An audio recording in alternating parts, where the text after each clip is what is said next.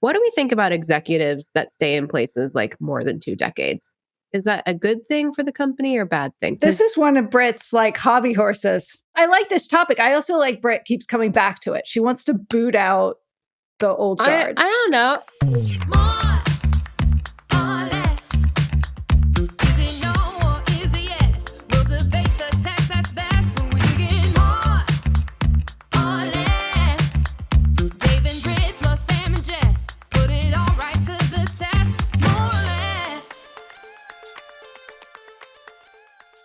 Why, hello, friends. Happy summer August day.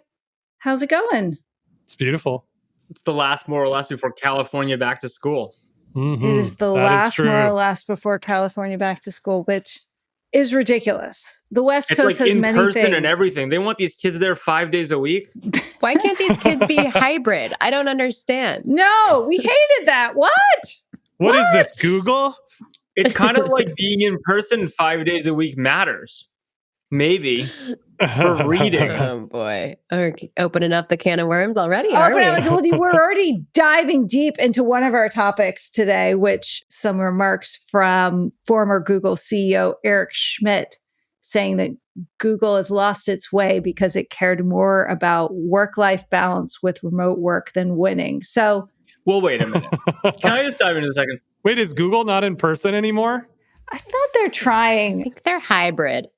Does anyone even know who is in person anymore? That's the real question. Yeah, the information should publish a chart. That actually is a pretty good idea. We did. That's a good idea. If you just had a rundown, that would be a thing investors would look up, just like the rundown of days and week and like the policies in one shot. And the quarter over quarter changes. Are they moving more towards in person or less quarter over quarter?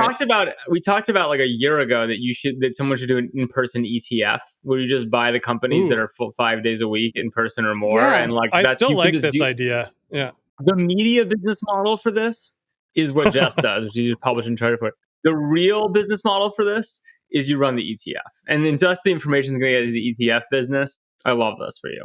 Oh, Jess, you know what you do is you make a information. It's like an org chart, but instead you use satellite data that looks at how many cars are in the parking lots of Google, Meta, etc.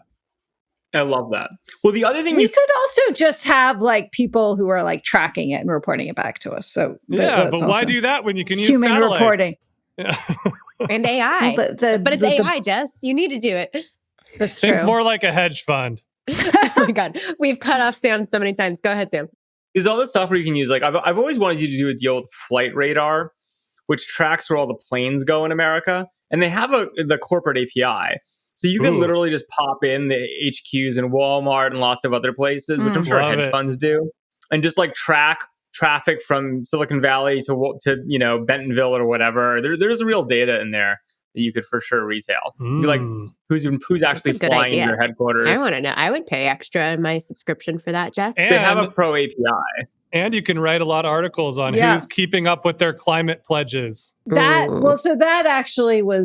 That's already on the list. But you guys, the poor climate pledges have not fared well in the AI days. Actually, I wanted to assign a story on this and credit Bloomberg has done a great series of stories on this. So. Can I go back to the snark for 1 second, then we'll move on? Which is, yes, Google has not had a high performance culture like ever. The whole point of their game was they had the most profitable business in the world. No, seriously. They had Hold on, let him speak. Okay. For once we haven't let him speak. Keep going. Okay. Keep going. Google's whole game is very simple. They had the most profitable business model in the history of the world with their search engine. They then wanted to do two things: lock up all of the talent they possibly could with nice bonuses and fat offices and easy jobs to keep them out of competitors, right? That was the game forever, was create really cushy jobs forever. And then two, build all the services around that didn't matter, just to like block people out of the golden goose, which was the search business. So like this idea that it's work from home, Google invented the low work engineer culture. Okay. My rebuttal as someone who worked there for 4 years. How hard to work? First of all, I worked fucking hard. There you go. Second of all, I don't think Google designed offices to be like cush and all those things. I actually think it's the opposite. They designed offices so you never left. literally your dentist was on site, massage Britt, therapy you're on making site, Sam's all your food you point. could ever want on site. No, no, no, no, no. Guess what? Breakfast, lunch, and dinner, because people stayed there from morning till midnight. You're making and Sam's they did work. point. And guess what else? No, they were working. They didn't want them to And go They anywhere were else. massaging. let's not forget the 20% project, because when you were already working your full-time job, as I was, I also engaged in these extra Okay, but projects Britt, where I you're worked the even exception. more. Britt, you No. may have done Google wrong. Like the 20% thing was literally a give. It was supposed to be a thing so that you could do even less work, right? And still not go to work at a competitor and just dick around on whatever you wanted.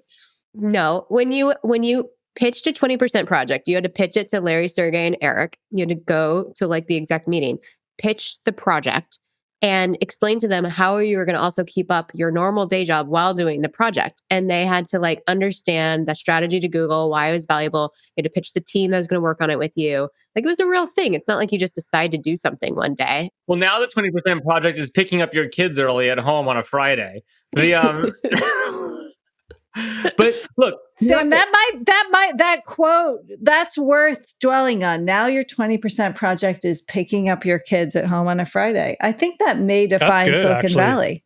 That might be a good new But Brett, you sweatshirt. also, in fairness, to toot your horn about how you did Google wrong, you also didn't you win the $1 million special person overachiever award?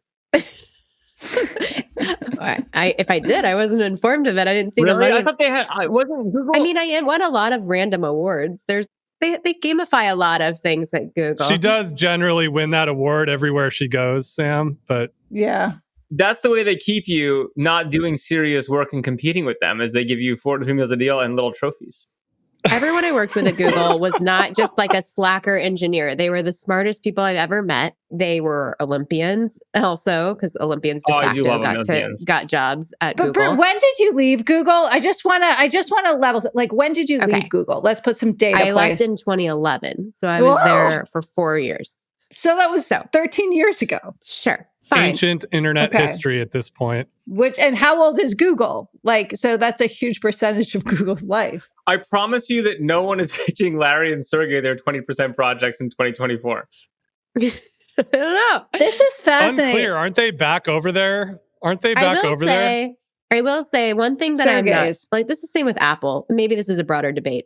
What do we think about executives that stay in places more than 2 decades? Is that a good thing for the company or a bad thing? This is one of Britt's hobby horses.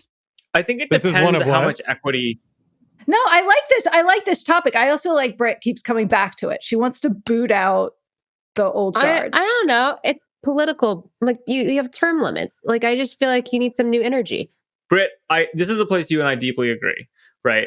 And I would say that the exception I would say is that when you have executives that have their entire net worth in the company, I feel a little bit differently about it. And I do think if you're heavily, that's different. But there are companies that have the executives have nothing in the company, right, or very little, and they just hang out. And I actually think this is a bigger problem even in venture capital than it is in totally in companies, because here's what happens: these jobs are so easy. And because there are exceptions to this, just to be really clear to our friends who have the exceptional jobs here, but most of these very senior jobs in tech companies, you get paid a ton of money and they're relatively easy. And after a certain level of tenure, you're never going to get fired, right? And so the performance bar of how hard you're working or how much stake you have in it or how driven you are just drops. I think you're way better off having young, hungry people who might be less experienced, right, but have something to prove. They have a chip on a shoulder. They're going to drive really hard. I absolutely think that people are just investing way too much across tech in general because it's too easy. And it's easier now than it used to be because you can just hang out at home or hang out on your yacht. I don't have a yacht, but you hang out, right? And you teleconference in 3 days a week and you're done. What would your term limit be? By the way, I think the founder should get to stay forever if they want, Steve Jobs-esque, Zuck, whatever. But I think any equity. I think they should. But you can't say both of those things, right? Or okay. No, because the founder is the leading vision that has to carry the company onward forever. But these C-level people that are there for 20, 30, 40 years, I'm just I think the other thing is they just get paid so much money per unit of contribution, right? Because what happens is you just it just gets stacked up in a way you're just this makes no sense. And the other problem becomes once the senior executives are really, really rich, then you have to pay them even more money to keep them, right? Because they're like, well, I already have a shitload of money. And people are like, oh shit, we really need this person. And so they end up way overpaying them for underperformance because companies get in their heads that they need these people, but they don't really. But the people are so rich that the only way to retain them is to pay them way too much money. Or they like brokered in their own severance contract when they were hired. What's Marissa's guy, that got paid $50 million or whatever from Yahoo when he was fired. So you can't fire Enrique, them because it's too expensive. I think. Well, so is the other side of this argument that every group of people that's high performance requires a lot of time to learn how to communicate with each other, that it has value. Like the ability to communicate in shorthand, the ability to understand what your teammates are going to do on any given play.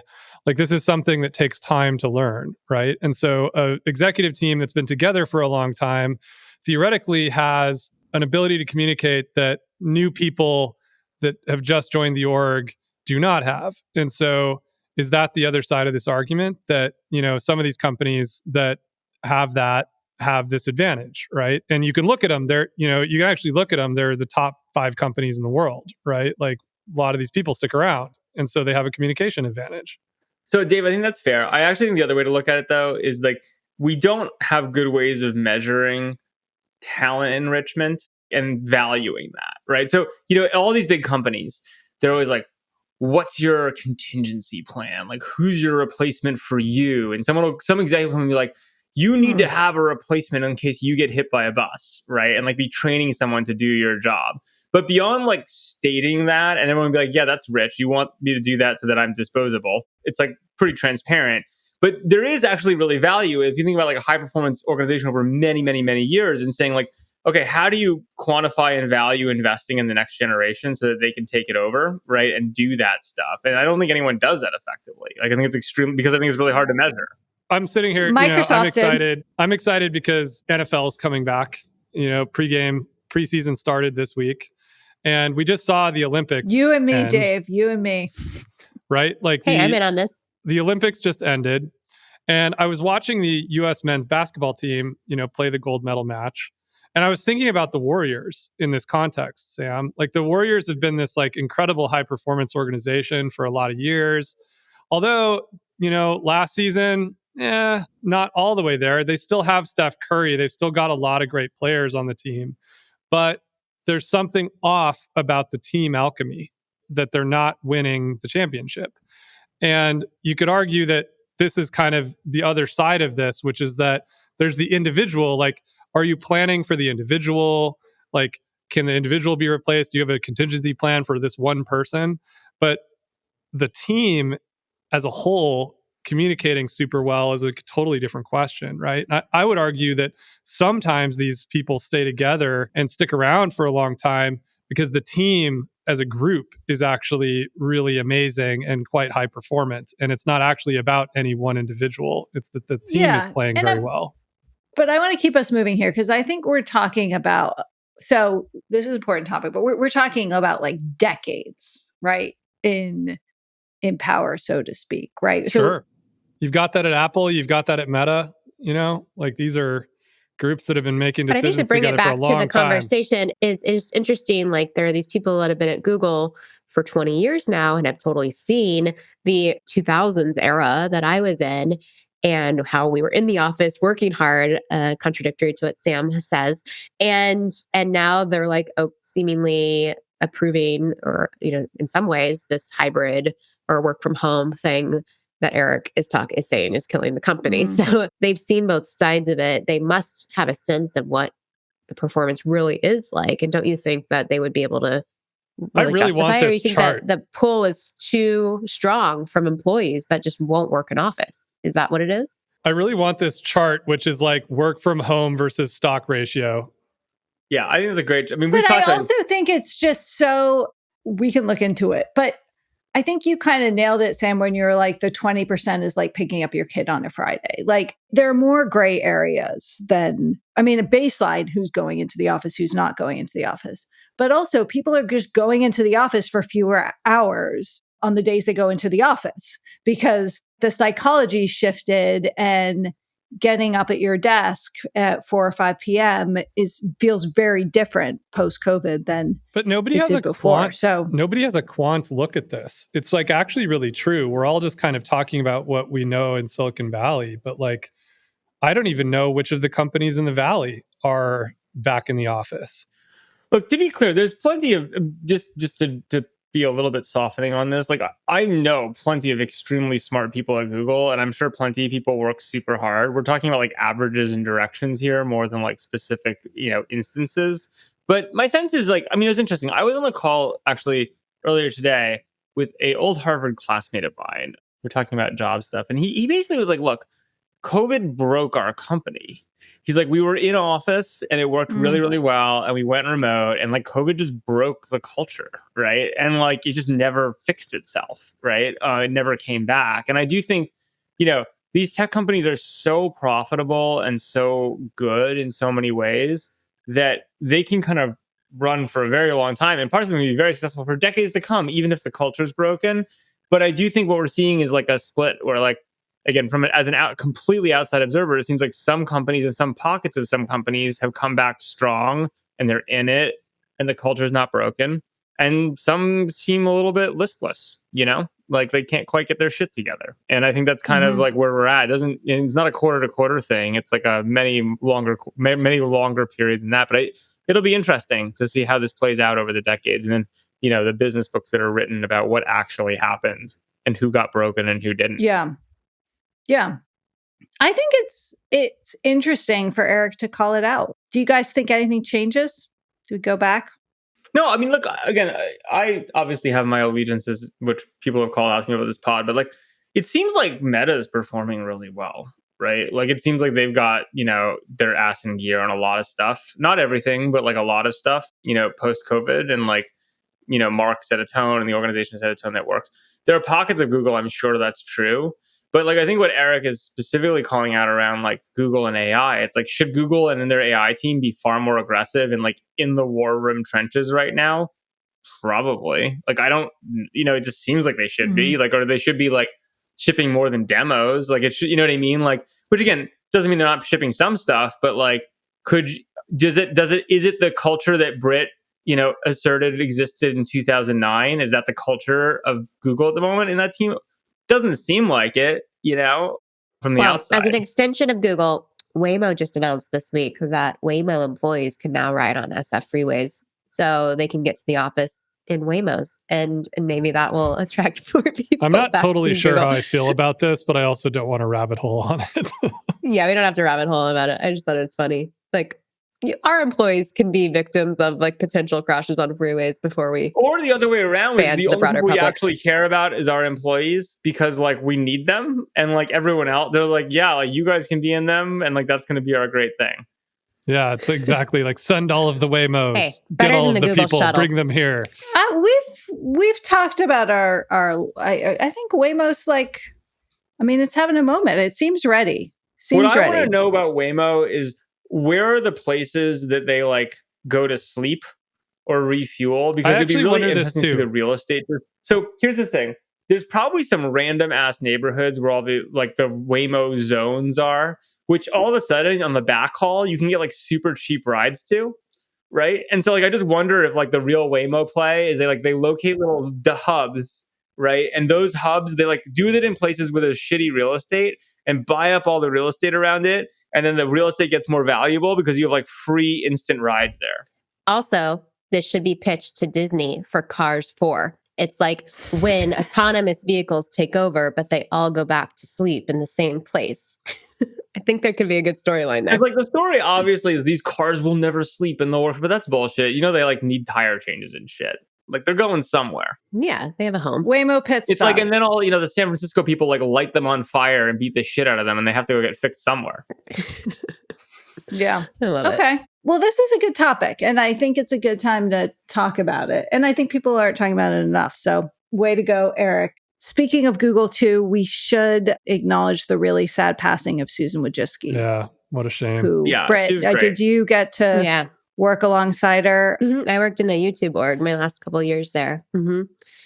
So sad, because what I've been hearing is a lot of it was probably preventable if she was a little bit more, and I don't know the details, but I think all these like advanced screening and I actually just did my Prenuvo last Friday. All the proactive preventative health stuff I think is way more important than a lot of people realize, especially as it relates to cancer. So if you're listening out there, I hope you're thinking about this, at least for all of us that are entering later stages of life. But it was very sad. She's an incredible woman and mother of 5, wife, really salt of the earth. I did not know her well at all, but she was always very nice to talk to at parties and seemed like a great person. Yeah. Yeah, she was a genuinely lovely person. I did talk with her just 2 months ago. I will keep private what the conversation was about, but rest in peace. She was a good soul. I did not know Susan well, but got to interview her a few times. And I think you can't underestimate her success as a business leader if you look at all the things she touched. And she didn't have a lot of ego about it. And she wasn't the first to put herself on a magazine cover, but it's actually hard to think of a woman who's had a greater impact on the technology I was going to say business. that too. It's like she was so under the radar. She is like right up there from AdSense to, so on in YouTube. And it's a really good point. When she stepped aside, which at the time they also said was to focus on her health. And I was really sad when she stepped aside as the CEO of YouTube, because it felt like there's a generation of women who were in the C-suite, of these big companies that are no longer in the C-suite. And we're still at that moment for the industry, which is something to be reckoned with. But kind of more importantly, like she got there and just, it really, there are many prominent women in tech, but in terms of people who actually built businesses, changed internet companies, she's right up there. So yeah, I think that's a really good very point. Sad. I think as I was just saying, like, I didn't know her well at all, but by reputation, what I've seen, and she was obviously lovely to interact with. She seems like one of the highest substance to narrative people in the industry, right? Totally. There's a lot of people with a lot of bluster around them, but in terms of like actually like, wow, like, for no bluster, but incredible impact. Yeah, no question. Yeah. Well, she inspired a lot of people, present company included in a small way. So a big thanks. Well, let's see, guys. So I'm on vacation. And so I haven't paid any attention to tech news this week because I'm actually trying to not pay attention to tech news this week. So and I'm kind of kidding. Unfortunately, it's in my bloodstream. It's boring but this week anyway. I don't have a lot of like product news to riff on, but I do have like a big question I've been mulling that I thought maybe we could spitball on, which is tech losing its influence on culture overall? And so let me kind of frame the question a little bit more. But this started because I think, as we've talked about on the pod, the youth, the younger folk, aren't really into like the latest shiny tech gadget, right? They're using flip phones, they're using digital cameras, right? They're obviously, surrounded by technology and totally immersed in it in some ways, but it doesn't seem like they're using it in the same way that of the social media era, where there was a certain amount of like self-definition and cool factor that young people were using. So I've kind of observed that, but there are probably plenty like counter arguments to it. And as we've established, the Morans are the culture people in this pod. So although Sam, I'm interested in your views too, but it seems really interesting and maybe one of those things like kind of lurking in the background and you wake up and like something big has shifted that is hard to put your finger on. So can I start before the Morans give the pro take just with what I think? Yeah. So look, Who if says you think we're about pro? the youth, in every generation, what happens? It's like you have a bunch of new people coming into society that are the youths, and they have this really interesting thing, which is so like, old. Okay. which is they don't own anything, and like they have no equity, and they have no control over shit, right? And so the youth counterculture general thing is to like embrace something new and weird and try to create space for themselves and like their own zone to occupy. to like deal themselves into society, because all the 30-year-olds and even older people are like, we own all this shit. You guys don't have anything. And these are all our toys, effectively. And we, I think, lived in a particularly interesting era because the thing that we got to claim was the internet, right? Because of our age. We're like all the old people, they had been through the dot-com bubble. They were like, the internet's kind of cool. We're not that in. And so we got to claim this thing that turned out to be like unbelievably economically valuable just because of our age, right? We just were like born at the right time. And then what happened, what was a very important piece to this is like the people who should have taken the internet, like the slightly older folks, some of them did, right? There's a bunch of like people that are 10 years older than us running around who like figured it out. But most of them, like for a whole bunch of reasons, poo-pooed it, which meant that like things like Meta had a really long runway, right? Of like the young people being in charge, and Airbnb and like Uber and all this stuff. So like it was a really, really great moment.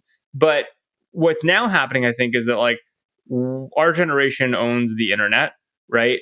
And the younger generation desperately wants to own something, so they're searching around. Okay, is it crypto? Is it AI? Like we need a narrative. They need something valuable, but they can't find anything that's fundamentally valuable. And so this is going to be the really interesting thing: is like, what does this generation figure out, or how do they establish a counterculture that they can own and deal themselves into society? And then will that thing that they define be defensible and ownable by that generation, or will older generations just take it? That makes sense to me. What do you guys think? Just to root us in a little bit of data, as I like to do.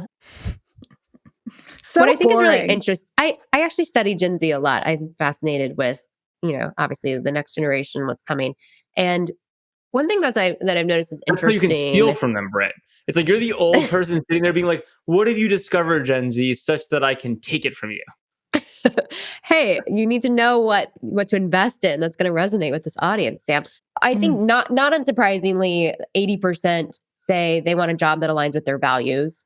It's like all about purpose-driven work. They want to like change the world, work in climate, all of that stuff. I think figuring out what their job aspirations are is sort of indicative of the culture that they live in now. And I think one thing that's interesting, there's literally a headline from CNBC from just a few months ago that says it is the number one industry Gen Z wants to work in is not tech. And it's shifted actually even, What is it? It sort of is tech. It's media and entertainment, but which is not they surveyed thousands of people, 16 to 25. They want flexible, do they all want to be creators? Jobs. They want to be, creators is only a subset of that. Lifestyle is a big part of the attraction, they say. The entertainment industry is one that offers flexibility and self-expression. And 40% actually say they already have a main job and a side hustle. And I just think like everything they're doing is pretty different. It's the purpose-driven thing. It's flexibility. And it's largely not tech, but it involves tech. So I don't think they see themselves working for Google as much as they see themselves being a TikTok star, if that makes sense. Okay. That is interesting. I'm also kind of interested in if you go back, this is not my area of expertise. And actually we have to credit, we always credit our friends, but Aaron Sittig, fabulous designer. The Sittigs are like the other members of this podcast. They get a shout out in every episode. They get a shout out in every episode. They refuse to come on the pod. They refuse. We're starting a Bring the Sittigs on the pod petition. You're coming. They're listening and they'll come on. One of these days, they're just going to be back here and then they'll When's emerge. My turn? That's what they want to do. They want to do that. But they're smart. They just don't want to do the actual podcast. They just want basically us to be their mouthpieces, and it works.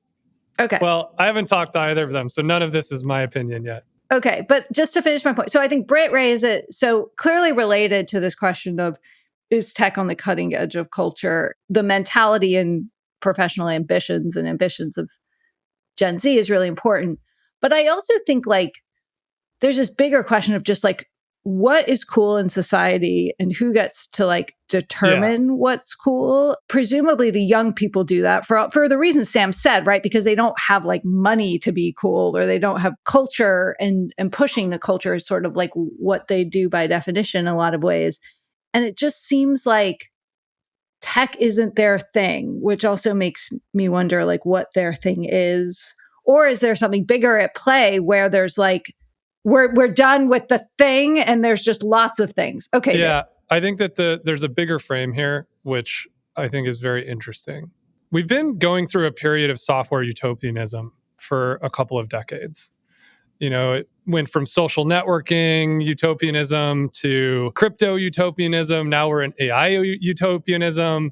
And I think that culture and society is broadly just tired of this. It largely hasn't delivered. In fact, it's mostly delivered dystopian nightmares to parents. We've talked about it on this podcast for a year. And so there's a big shift happening. And I think that the shift, I've been paying attention to this cultural anthropologist that I really like. And the way he frames it is that we're shifting What's the name from of said cultural? Toby Shorin. Toby Shorin. The people like recommendations. Yeah. And I like this idea that we're shifting from software utopianism to body futurism. If I stopped this podcast right now and I said, and now we got to talk about what body futurism is. Okay, close your eyes and take a deep breath. You can feel it. Now feel your feet, feel your legs, feel your body. This is going in a weird direction. No, I'm dead serious. Go with it, Sam. Go with it. Go with it. And I said to Sam, have you had your peptides today? Britt, I love peptides. Did you get a pre-novo scan of your body last week? Jess, have you done a cold plunge? Women aren't supposed to do them below 55 degrees. I just right? learned that, but yes. This is now one of the major battlegrounds. We've shifted from a software utopian vision where we're talking about what software can do for our minds and do for our social cultures. And now we're focused on consciousness hacking, body improvement protocols, peptides, AI-guided meditation, designer babies. We're not talking about upgrading devices. We're talking about upgrading our bodies. You've got tech entrepreneurs like Jess, you're covering this in the information all of the time, right? Like tech entrepreneurs are, becoming MMA fighters. It's all this conversation is about the body. And if I look at what's going on culturally over the last 3 weeks, if you go watch the videos from Lollapalooza or Outside Lands in San Francisco the last 2 weeks, you've got 100,000 people in a crowd together at a scale that hasn't been seen since the 60s, dancing. It's amazing. If you actually go watch the drone videos of Lollapalooza, there are no phones in people's hands. It's actually quite shocking to look at this massive morass of bodies dancing, to Chappelle Roan. They're all in sync at once with their bodies, and their bodies are smashed together right next to each other. It's something that is new, I think, going on in society. And I just think that it's actually quite interesting that we're kind of turning inward. We're turning inside in our bodies. We want to be next to people. We want to be with people. We want to be outdoors. We want to be with people. And we don't want to be inside the phone and inside digital utopias anymore. And I think that that's a huge, big shift happening in culture right now. And I actually don't think it has much to do with youth culture or whether it's Gen Z or not. I think this is actually broadly just a massive culture shift that's going on. And it's reminiscent of the 60s, Dave, frankly. I really want to make fun of this, but this I think is really quite astute. I think you're right. Sam gives a compliment. Let's just dwell. I'm going back to my mindful. Can I open my eyes again? Yeah, let's feel our bodies after Sam gives you a think this compliment. is a really interesting and good point. And Dave, I have to ask, because I think this is a really interesting idea, is you talk about the relationship between tech and whatever. How much of this is to your joke about peptides and cold plunges and how much of this is high-end social media? And I was joking the other day that Ozempic is effectively a filter for rich people, right? It's photo filters for Not rich anymore. I mean, you can get it on Ro pretty cheap now.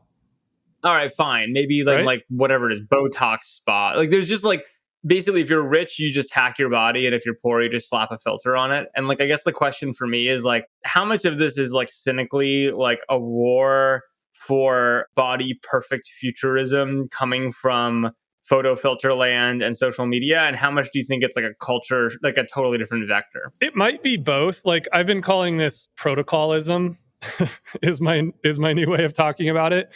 I think that if you look at what's popular in podcasts, popular on TikTok, popular on Instagram, you see a lot of people telling people if you do this protocol, you will get this outcome, right? If you have peptides in the morning and you do cold plunging in the afternoon and you do it this way, and if you structure it as a list and you can sort of explain it to people in 3 reels on TikTok or something, it travels through social media really effectively if you sort of package it as a protocol. It's very mimetic, right? That doesn't mean it's right. It also means as a creator, you can create a little business maybe based on your protocol. But what matters is that it's actually working, and it's one of the most popular things that's going on in culture right now. So and people are is shifting Gen Z, but towards this. Like, it's a real thing in that's terms happening. of this, so Dave, but here's a question. It's like, we went through like body positivity, right? This is different, I think. Like, are people It getting is. healthier, or are they? Well, it's Health. It's more health based. it's body hacking. Well, but is it okay? So, but with this It's also body quantified hacking, self, sort of. This is not just a fad. This is like actually a new moral framework. Like, I think this is actually like a new moral framework. It's not like, this is a way where I'm in. I think it's a really interesting direction and angle. But here's my question: is like, when you think about the morals of this generation of society, there was like this head fake towards like body positivity, whereas like, which would be like, it doesn't matter how healthy or unhealthy you are, like just love your body and love yourself, right? And like the medical industrial complex is biased against fat people, all this shit. And then what you're talking about though, is like people like doing the opposite, where like there's like the economic hierarchy of morality becomes not like how rich you are, but the thing that Gen Z is claiming is effectively how hot you are. well, how healthy I just you are. want to pause and do some definitional things. I want to help us clarify, because I think this is an excellent theory, but there are some fuzzy edges to it, right? Like, what is the connection between creatine and not having your phone at Lollapalooza? Can you connect those two things with me? Because Yeah, I think a way to simplify it is it's a shift from the ideology of the mind to the embodied ideology, right? Like, the computing world, the digital world, was a lot of ideas that were in digital space. They were things that you interacted with using your mind, using computers. You're interacting on the phone all of the time. Like, a lot of your dreams, visions, like everything that you were trying to create and manifest was happening in the digital realm. And it had little to do with your own body or the physical world around you. And so what I think is the big shift here is it's a shift to an embodied ideology, right? The next frontier isn't more cloud, isn't more screen. It's something else. It's in the physical world. It's big concerts. It's connecting with other people. It's taking care of your body. It's health. Okay, that's the high-minded version, but to do the low-minded version is that everyone looks hot on Instagram, and Instagram made everyone look hot, so it's not hard or interesting anymore. So now it's about looking hot in real life. Maybe. Yeah. So like, it's not like, in some ways the competition shifted, right? Or like, put differently, it's like in digital land, like we still are stuck with fucking Tom Cruise, who, by the way, loved the Olympic stand and who doesn't like Tom Cruise's idea, but like, he's like 100 years old, and like digital tech means that like celebrities of yore have captured that forever. Like, Hollywood was supposed to be the place young people always get to dominate because they're hotter. But if old people stay hot forever digitally, then like they can no longer capture that social capital, right? So like, you need to go back to the physical world, because like all the digital games are owned by old people. But also, Dave, from an ideology of mind to an embodied ideology, I think we're like projecting like the health. I mean, like the health, like fitness, body hacking, creatine, ice bath is consistent with that. But I think that it is much broader than that, and that it actually includes some of the body positivity and all the other things, right? And it's just a greater awareness and appreciation of like the in-person embodied experiences. But it's unclear to me that could take off, but it's unclear to me that like the body hacking, creatine, ice bath loving, are we making an argument that is going to be broadly a wave of culture that's sort of broader than elites in Silicon Valley? To play devil's advocate, here's a good example. You know what's a really good social experience? Bars, drinking. But my understanding is that like alcohol is like cratering, right? And like, so it's not just about the in-person thing. Like, there's something else going on. But that's what I was going to say, Sam. Like, when you're suggesting maybe the low bar, whatever approach was like, Instagram's making us all hot, so we want to do that in real life. I thought about it differently, which is like, social media is making us all feel really shitty. We want to feel good in real life. We want to do things that make us feel good. We want to have community. We want to take care of our mental health. We want to exercise and eat better. And so it's more, I think I've been surprised by the people that are just like, what is the point of all of this? Like interested in like psychic, like what is the bigger thing that gives us peace? And like, I don't know. It's like, there's a spirituality component to this. And I think there's this return of yearning for feeling that has to do with the body in a different way. But I think it's similar to what you're saying about being hot. It's like about not having that feeling. It's like loss of feeling online. Yeah. I think you can just simplify this into the explosion from the virtual into the physical. Mm-hmm.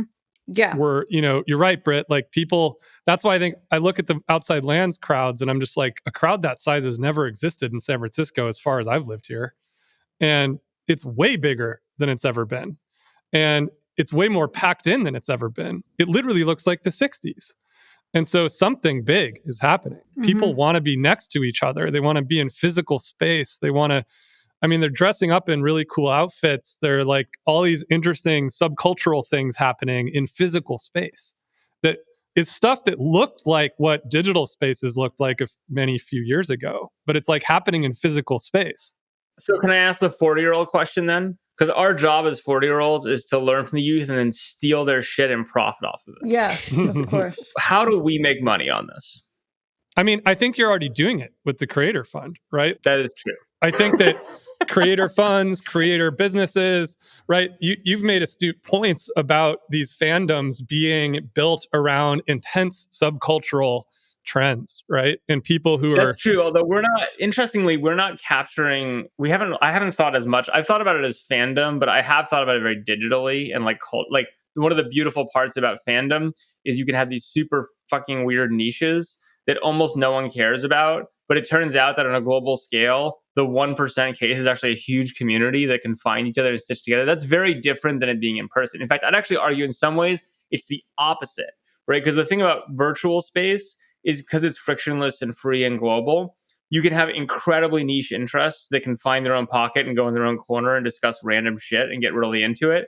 Whereas if you're going to be in physical space, the friction's so high, you kind of need to interact with your neighbors, which means you need like cultural touch points and currencies, which are maybe less D&D extreme level 75 mage and like more like a thing that lots of people can gather around, right? Which maybe is how you explain Taylor Swift. There's the niche online super fandoms, and then there's like something else where people are looking for ways to connect outside of their bubbles.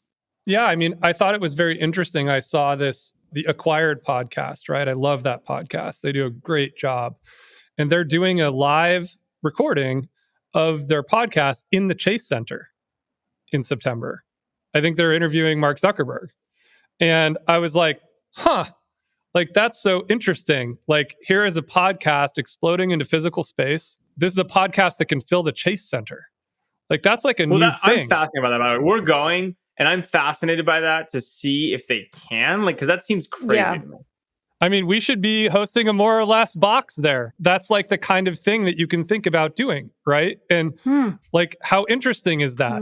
Like, it's a physical reason to get together. And I just think that this is the real thing that's going on right now. I'm excited to support. We're going. I'm fascinated by how this is going to feel and play out, honestly, even on a cultural level, because it actually makes absolutely no sense, right? Like from a first principles you perspective. Haven't been to the Dude Perfect experience yet. Well, but like, what is Mark going to do? Like, shoot T-shirts? Like, everyone's going to watch this online. No, they're going to do what they do on the pod. Comedians go to do Chase Center. They're going to do what they do on the pod, and they're going to do it in person. I'm just saying, right? I totally understand. And again, I'm excited to support a friend and the community and see what it's like. But from a pure I'm the type of guy who I don't go to conferences because I can watch the content I want at 2x on YouTube, right? To me, the idea of showing up for a live interview seems insane, right? But I'm going to do it and I'm going to experience it. And I'd be really wowed if there's a whole Chase Center full of people to do that. And I agree it's an interesting cultural moment because it doesn't really compute for my 40-year-old brain. Well, you're doing it for a friend. Yeah. But the other people that are coming are going because they want to connect with this subculture, which is grown around this podcast that they listen to every time it comes out, right? Don't you think part of it is that we've gotten so long tail with all, everyone's following something different. We don't know what each other likes. We have no idea if you're watching the same TV show as I am. And in the real world, we can actually verify who's in the same tribe as one another, right? Like I can go to the Taylor Swift concert and know who all the Swifties are. I can go to the 49ers game, know who all the Niners fans are. I can go to the Acquired podcast. I can verify I'm part of that community. I feel like because groups doesn't really exist anymore on Facebook, you actually have no idea who likes the same stuff as you at this point in time.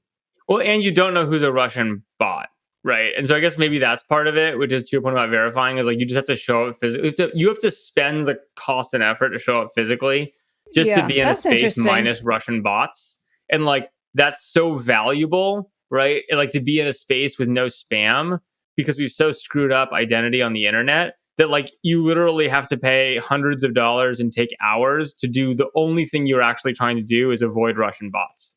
It could be it, Sam. I mean, is that part of what's going on? You're like these like in fantasy characters. You're like, I have not to just show up in Russian person. bots. It's like, we were talking to a friend who, I won't say which one, but works on one of the largest dating apps, lives out here, and was telling us that actually their key metric is number of swipes. Like they want to, like their business model depends on maximizing the number of swipes that people go through, which is exactly the thing that every Gen Z person says they hate the most about the dating apps, right? That the dating apps require so many swipes to get to a high quality match. And so they're experiencing, this generation has also experienced the end state of internet capitalism and engagement, right? Where the experiences that they're receiving kind of suck. You can't fault them for putting the business model in place that they needed to put in place into the dating apps. But here they are saying like, you know what? It's just better to go to a concert or go to a podcast or go to something in person where I can run into a bunch of other humans and try to find a connection that way. So or this a bar, is really like you optimistic. said. This is an incredibly optimistic podcast for me because I think that's a really interesting take, and I hadn't thought about that before. And the thing that makes sparks for me is there are a bunch of places the internet is fucked and like has been messed up from what it could have been or the utopian dream we talked about at the early days. And what's nice is, in some ways, if this generation is rejecting it, what that means is that there'll be another internet wave.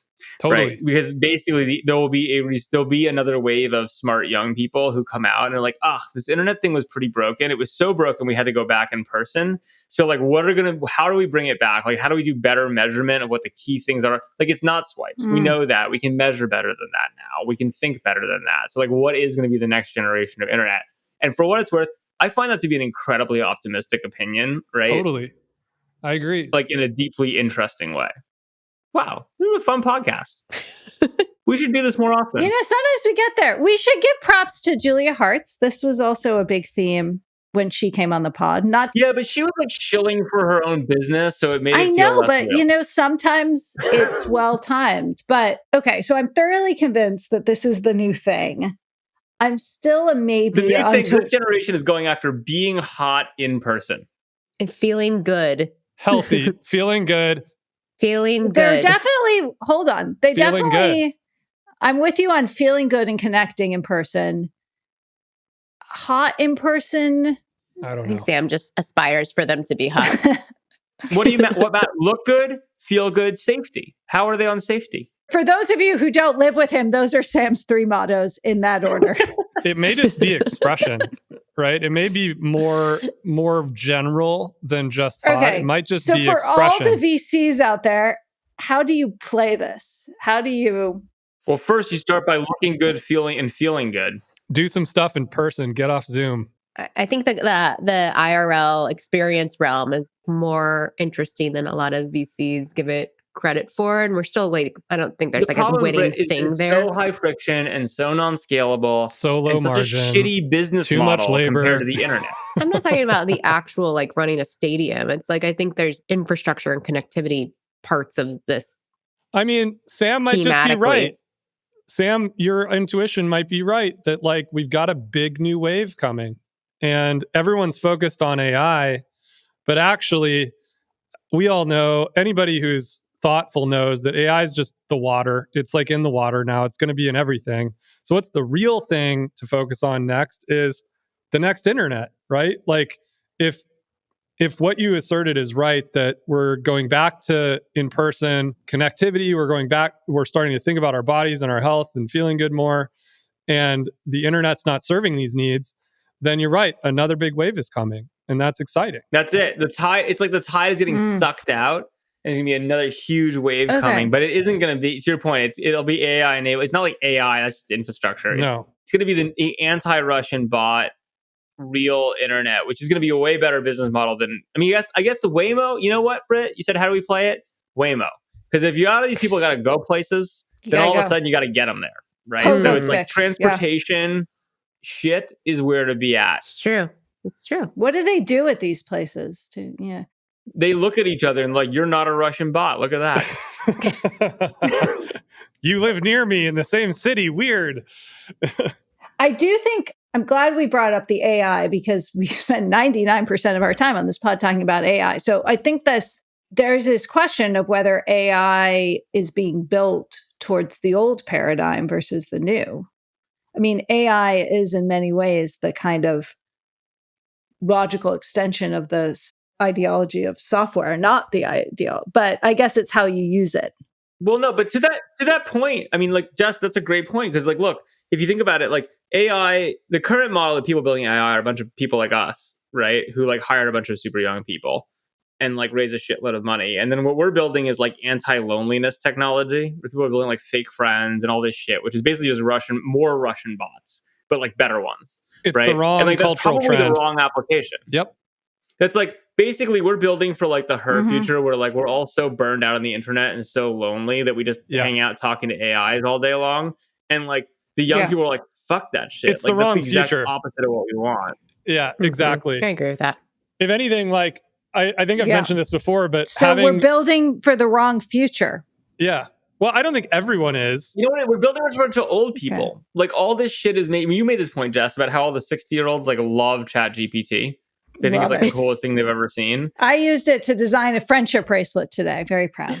And like, I think that's maybe right, which is like, I think our generation like nailed the internet and now we're getting old. And like, at best, we're building for ourselves. And at worst, we're building for people even older than us. Right. Totally. And like the young people are like, just like hanging out in person and saying, fuck all you guys, partially because, but the reason is because like, we basically blocked them out. Like we took all the money and power and wealth out of this shit and they're pissed. Right. And so they're like, well, fuck all of you guys. This stuff isn't that good. We're going to create our own culture. And our job now is to figure out how to monetize that. Yeah. It's a big question. Yeah. And would something like an AI pin that you wear, like Friend and all that, I mean, would that be more in line of serving the next? No. I think that's old people that's shit. That's the her future. Yeah. That's the old scenario shit. one. I think it's still early. I think that's what's exciting. Oh right? my God. Like, I don't even know.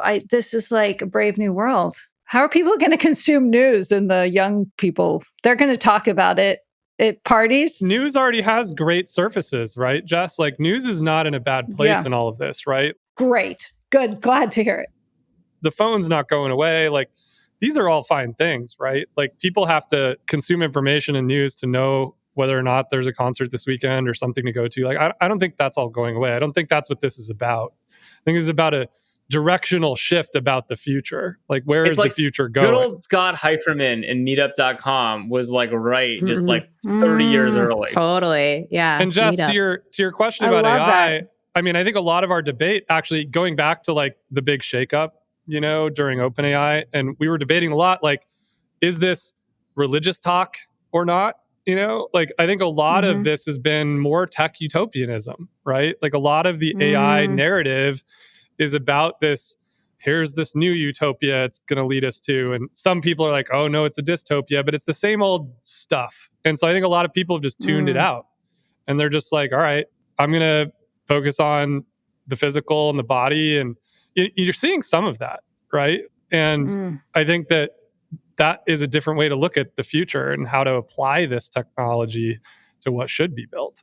I will say, and this is strange not to end, but just back to the acquired Chase Center experience, which I'm looking forward to attending and learning from.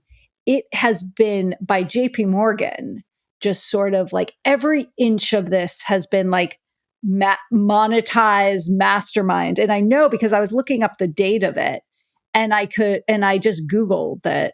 And I came across all these JP Morgan landing pages, like inviting different groups of clients. Like it was very, like actually the first Google result for me was sort of like almost like a private portal from JP Morgan, like event kind of web page. So it's a big swing I thought for that them.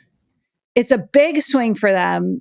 It, I think, checks a lot of boxes for them. All these big banks and brands are looking. What marketing org, or I'm curious, like how they came to this, because it's a big swing on a pretty new idea, actually.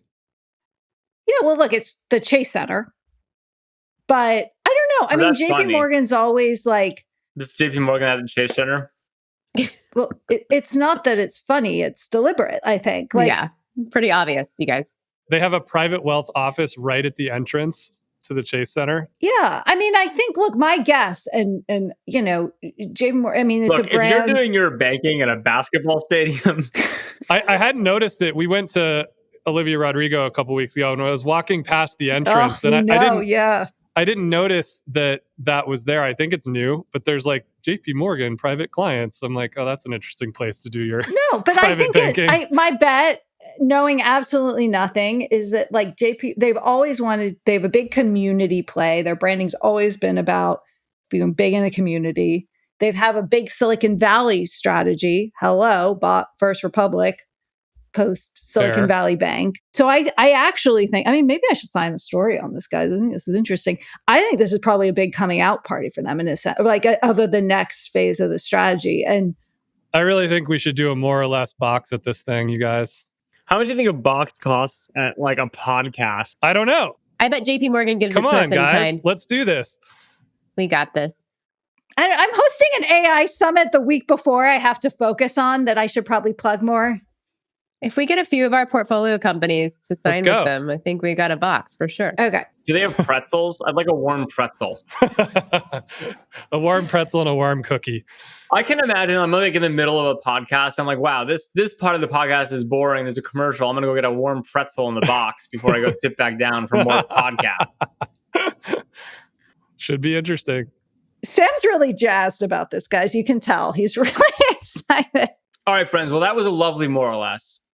I really feel it's a great way to end the summer with a thoughtful piece. I mean, that I gotta say, I usually think that I've come up with all the ideas months in advance, but this one I had not thought about. It's funny, the week the lessons are on real vacation, and we end up having something good to talk about. So thanks for getting offline and feeling good, connecting with your family. Oh, got it. Because your firm's name is Offline Ventures. No, it was more about the thesis of what we're talking about. That like we had better ideas because we were following the protocols of feeling good, looking good. You guys can call it Offline Ventures, but the thing I would push you on is it's very hard to monetize offline. I go back online 2.0. So the offline can cause the next wave. Oh, because Slow Ventures is so easy to monetize. Yeah. Yeah, we've done well. But look, I'm waiting for it to go. The brand name, though, it's a little difficult. I would rename it Back Online. Again. That's where the money's made. Okay. We'll do that when this next wave comes, Sam. But got to get ahead of it. Right now, we're in the offline wave. You got to be online when everyone's offline. I'm gonna play the host role here and help close this out. Well, I want to say this. I want to bet with you guys. This is going to be even though I think this is the most interesting podcast we've done in a long time, I will bet you anything this will be like the worst performing podcast. No, I disagree. You think someone's going to listen to this? Yeah. Sam, every time I think that, it becomes number one. Well, maybe I'm wrong. And hopefully I will say that so far, this is like breaks all of our rules for what creates a high engagement podcast. But let's see how it is. Let's see how it goes. Well, you know what? We're going to have to think hard about the title. So you guys text me your thoughts. Yeah, it's way too dependent on the title. Sam, you can't give away all of our podcast title secrets. We're still recording. We haven't closed yet. Okay. With that, I'm going to close for us. Thank you to everyone for listening to our shenanigans, as always, and to our back channel, who is always giving us lots of tips and thoughts. And thanks to my lovely co-host here for a great episode today. We will see good job, guys. all we really did a good job on this one. We did a good job, guys. I'm proud. I don't do this as well as Jess. Really, I like doing this with you. 5-star reviews. All right. With that, everyone. We will see everyone next week. Bye, guys. See you later. Bye. If you enjoyed this show, please leave us a virtual high five by rating it and reviewing it on Apple Podcasts, Spotify, YouTube, or wherever you get your podcast. Find more information about each episode in the show notes and follow us on social media by searching for @MoreOrLess, @DaveMorin, @Lesson, @JLesson, and as for me, I'm @Brit. See you guys next time.